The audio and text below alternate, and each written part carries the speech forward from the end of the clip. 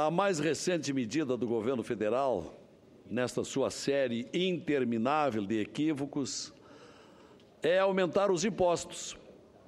A velha rotina de gestores que não preveniram o Brasil com uma política macroeconômica eficaz e com as indispensáveis reformas que poderiam ter lançado o país em uma plataforma de crescimento sustentável. Em tempos de crise, a solução dos governos é sempre a mesma: aumento de impostos. Os impactos gerados por esta ação acabam sendo danosos para a economia. O remédio que visa curar acaba por agravar a situação do paciente. Esta realidade é especialmente preocupante no plano federal, onde a tentativa de aumento de impostos serve apenas para cobrir os rombos de um governo pesado e ineficiente. O que é um fato na atualidade? Num governo de mesmo segmento partidário há 13 anos, demonstra notória incapacidade gerencial. E quando acaba de remeter ao Congresso uma previsão orçamentária com déficit de 30 bilhões de reais, coisa inédita.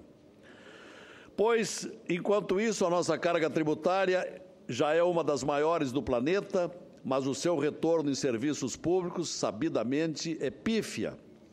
Considerando os pesados impostos pagos pelos brasileiros que entregam para o Estado praticamente 5 meses do seu trabalho por ano, o retorno deveria ser incomparavelmente maior, com educação decente, saúde eficaz, segurança efetiva, saneamento digno, etc.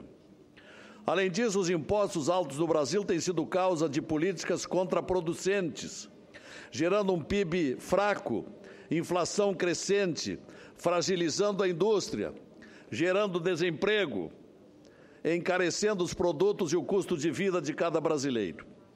Segundo o IBGE, a produção industrial despencou 8,9% na comparação com julho do ano passado, configurando o 17º resultado negativo consecutivo na comparação interanual. A indústria encontra-se 14,1% abaixo do nível recorde e opera em patamar semelhante ao de maio de 2009. Já recuamos 6 anos. Hoje, aumentar mais a carga de impostos em nível federal é afetar a baixa competitividade do empresariado nacional, atingindo aqueles que geram emprego e riqueza. Mas o governo federal vai além.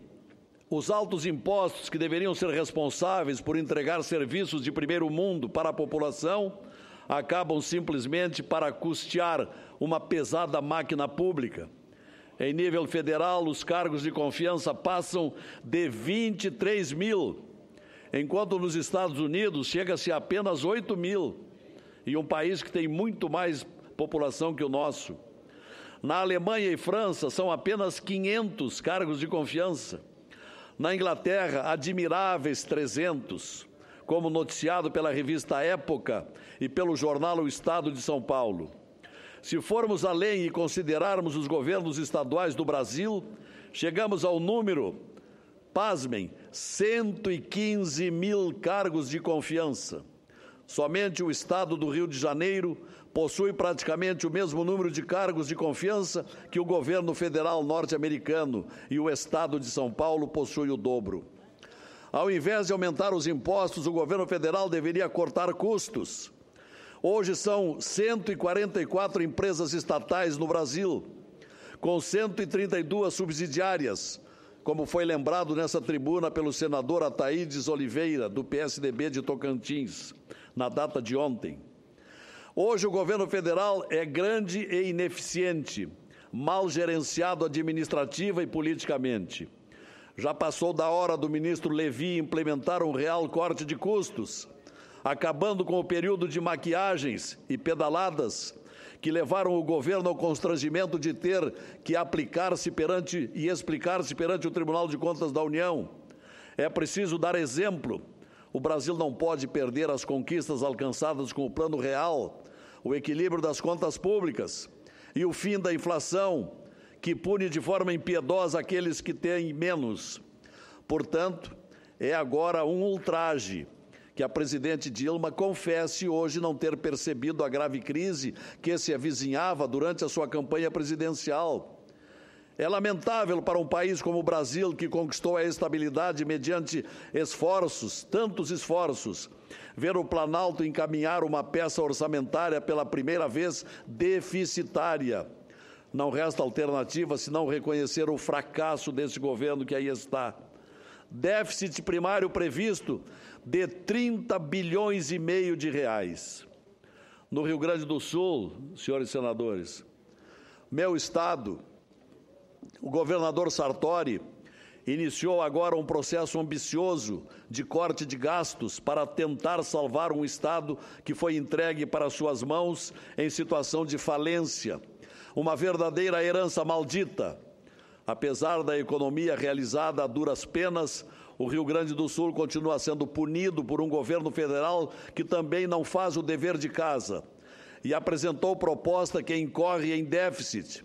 Que moral tem o governo federal para bloquear as contas do Rio Grande do Sul se em nível federal não tem realizado todos os cortes de gastos necessários para manter seu próprio equilíbrio e a confiabilidade do Brasil no exterior? O Brasil, senhoras e senhores, o Brasil derrete a olhos vistos. O dólar dispara, a inflação não cede e o PIB despenca. Repito, é preciso dar exemplos. O Rio Grande do Sul diminuiu seu tamanho em 10 secretarias há poucos meses. 10 secretarias foram extintas no Rio Grande do Sul pelo governo atual. Reduziu os cargos de confiança quase pela metade. Revisou contratos. Freou a cedência de funcionários e teve mais de 40 iniciativas entre projetos de lei, emendas constitucionais, decretos e medidas administrativas. Infelizmente, o envio da proposta orçamentária desequilibrada pelo governo federal, classificada como calamitosa pela revista inglesa The Economist, com um rombo nas contas públicas, mostrou que vemos o ministro Levi vencido. Sob seu comando, o governo pouparia 1,15% do PIB para amortizar os juros da dívida. Diante de uma economia claudicante, resultado colhido depois do desastroso primeiro mandato de Dilma, o objetivo foi reduzido para 0,15% do PIB, algo que também não deve ser alcançado. O Brasil, então, flerta com o déficit, com a perda de grau de investimento e as bases do Plano Real. Até quando o ministro Levi conseguirá agir como fiador da economia, se dentro do próprio governo não há consenso sobre suas medidas? Até quando Levi resistirá ao fogo amigo? Hoje vemos um ministro que vem cedendo diante das pressões daqueles que desajustaram a economia e advogam o aumento da tributação como solução para o excesso dos gastos públicos. A nova matriz econômica desse governo, que jogou o Brasil na recessão, precisa ser enterrada, ao invés de ressuscitada. Uma política cruel e equivocada, responsável pela destruição do equilíbrio das receitas dos estados, que agonizam diante de um crescente endividamento. A esperança de que este modelo perverso havia chegado ao fim veio com a nomeação do ministro da Fazenda. Mas vivemos diante de uma presidente confusa e perdida, que sabota seu próprio ministro. Como lembrou Hélio Gaspari em seu artigo de hoje, Levi foi sempre um estranho no bunker dos comissários. O que ninguém esperava é que fritassem a gestão da economia com episódios vulgares. Pergunto, onde está o ministro da Fazenda? Onde está o Levi que assumiu em janeiro? O ministro da Fazenda precisa entender que não resolverá o problema brasileiro preocupando-se apenas com a situação federal e mostrando-se insensível com o drama vivido pelos estados, especialmente com o Rio Grande do Sul. Não cabe ao Congresso dividir os fardos da desastrosa administração Dilma. Não cabe a esta Casa repartir a responsabilidade pelo rombo no orçamento ou aumentar tributos para cobrir os gastos irresponsáveis desse governo. Como lembrou o vice-presidente Michel Temer, Os brasileiros não aguentam mais impostos. Cabe, então, a nós, parlamentares, devolvermos o orçamento ao governo para que o refaça e apresente soluções. Enviar uma peça deficitária como esta, um rombo que chegará muito além dos 30 bilhões de reais, é um desrespeito com o parlamento e com a nação. Não podemos nos tornar cúmplices dos erros do Planalto. Da maneira que tudo está, Dilma passará para a história colhendo mais um vexame. A primeira presidente ao admitir sua humilhante incompetência em público e incapacidade de controlar os gastos e gerir o Estado de forma clara, prudente e eficiente. Senador Lazier, me permite uma parte? Pois não, senador Regufe.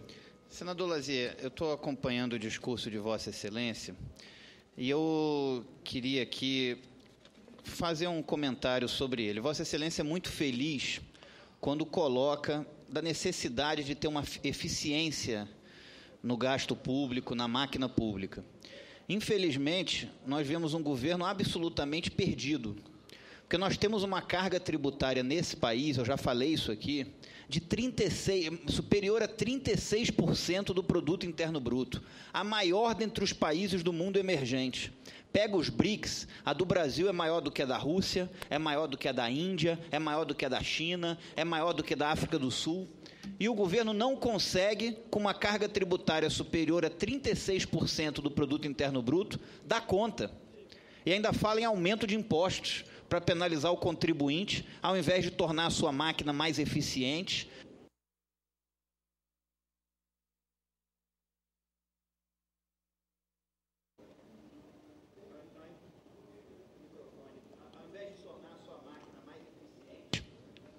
Pois não. Vossa Excelência tem que ligar, porque o tempo já foi prorrogado. Ao invés de tornar a sua máquina mais eficiente, em qualificar melhor o gasto público. Então, eu penso que tem alguma coisa errada. E o pior, vamos agora dizer que as coisas estão difíceis, porque a temporada é difícil. E quem governou o país nos últimos anos? Se o governo do Fernando Henrique explodiu a dívida pública, e eu fiz essa crítica e tenho essa crítica, quem governou o país nos últimos 12 anos? Quem deixou essa situação do jeito que está? E com uma carga tributária superior a 36% do produto interno bruto, ainda tem que pensar em aumento de impostos? Em fazer o contribuinte pagar o preço pelas ineficiências e incompetências de um governo? Eu não tenho como concordar com isso, não acho isso correto e quero aqui me somar a esse pronunciamento de Vossa Excelência, senador Lazier. Pois não, e eu quero integrar esse seu pronunciamento ao meu discurso que está terminando, senadora Vanessa. Mas vejam que curiosa situação, o vice-presidente da República usa a expressão: os brasileiros não aguentam mais impostos, mas é do mesmo governo. Nos cabe acrescentar, concordando com o vice-presidente, que nós, brasileiros, não aguentamos mais o governo do jeito que vai não se sabe para onde. Obrigado.